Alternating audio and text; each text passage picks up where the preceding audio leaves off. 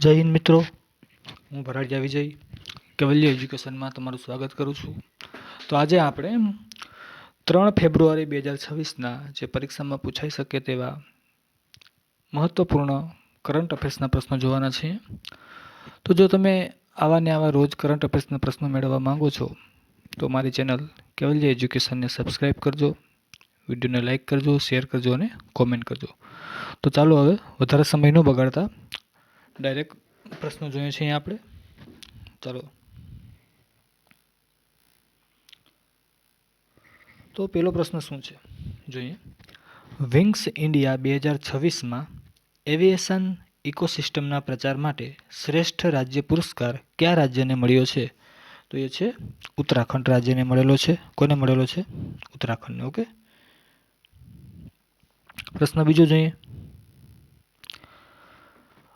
11મા અજંતા ઇલોરા આંતરરાષ્ટ્રીય ફિલ્મ મહોત્સવ 2026નું આયોજન કયા રાજ્યમાં કરવામાં આવ્યું છે? તો એ છે મહારાષ્ટ્ર રાજ્યમાં કરવામાં આવેલું છે. પ્રશ્ન ત્રીજો જોઈએ. 2026ની પ્રથમ યુનિકોર્ન અને ભારતની 127મી યુનિકોર્ન કંપની કઈ બની છે? તો એનું નામ છે જસપે. પ્રશ્ન ચોથો જોઈએ. મહારાષ્ટ્રની પ્રથમ મહિલા ઉપમુખ્યમંત્રી તરીકે કોણે શપથ લીધા છે? તો એ છે સુનેત્ર પવાર. આ પ્રશ્ન જોઈએ આપણે પાછો ફરીવાર ચોથો પ્રશ્ન જોઈએ કે ઉપમુખ્યમંત્રી છે સુનેત્ર પવાર. તો વર્તમાનમાં મહારાષ્ટ્રના મુખ્યમંત્રી અજિત પવારનું જે વિમાન ક્રેશમાં અવસાન પામેલા છે, તો આ સુનેત્ર પવાર જે છે એ એના પત્ની છે. પ્રશ્ન પાંચમો જોઈએ. વર્તમાન વિશ્વ વ્યવસ્થા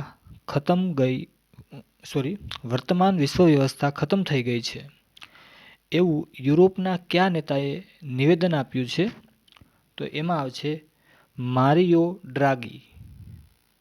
મારિયો ડ્રાગીએ એવું નિવેદન આપેલું છે કે વર્તમાન વિશ્વ વ્યવસ્થા ખતમ થઈ ગઈ છે.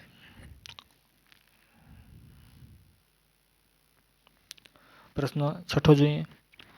39માં ભારત આંતરરાષ્ટ્રીય ચામડા મેળાનું આયોજન કયા શહેર દ્વારા કરવામાં આવ્યું છે? તો એ છે ચેન્નઈ દ્વારા કરવામાં આવેલું છે. અને એ મેળો જે છે એ 3 દિવસ માટે ચાલવાનો છે અને એની શરૂઆત 1 ફેબ્રુઆરીથી થઈ છે. પ્રશ્ન સાતમો જોઈએ.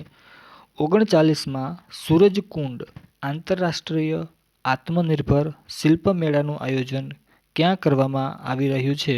તો એ કરવામાં આવેલું છે હરિયાણાના ફરીદાબાદ ખાતે.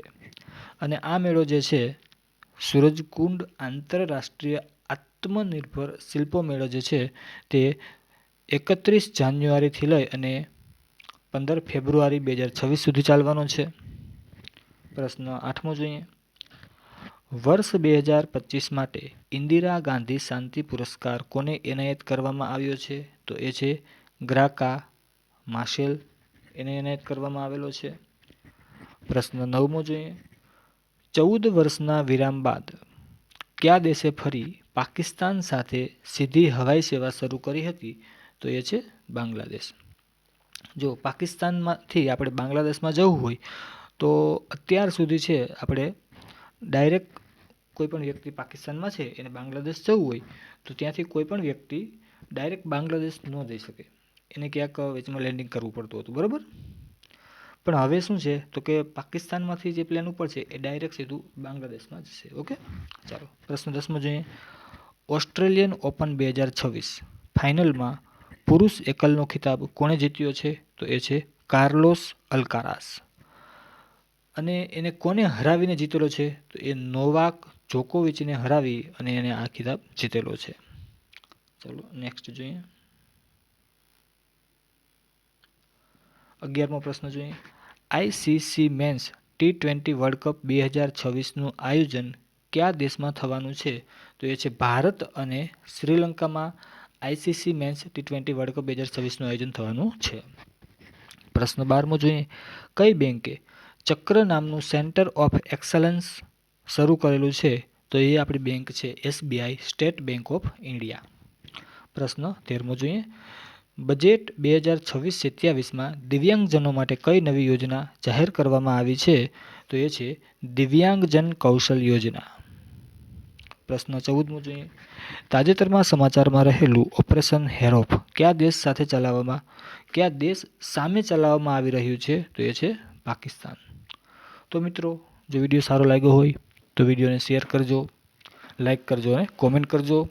અને આવા કરંટ અફેર્સના અને જીકેના પ્રશ્નો મેળવવા માટે અમારી ચેનલ કેવલ્ય એજ્યુકેશનને સબસ્ક્રાઈબ કરો. જય હિન્દ. Thank you.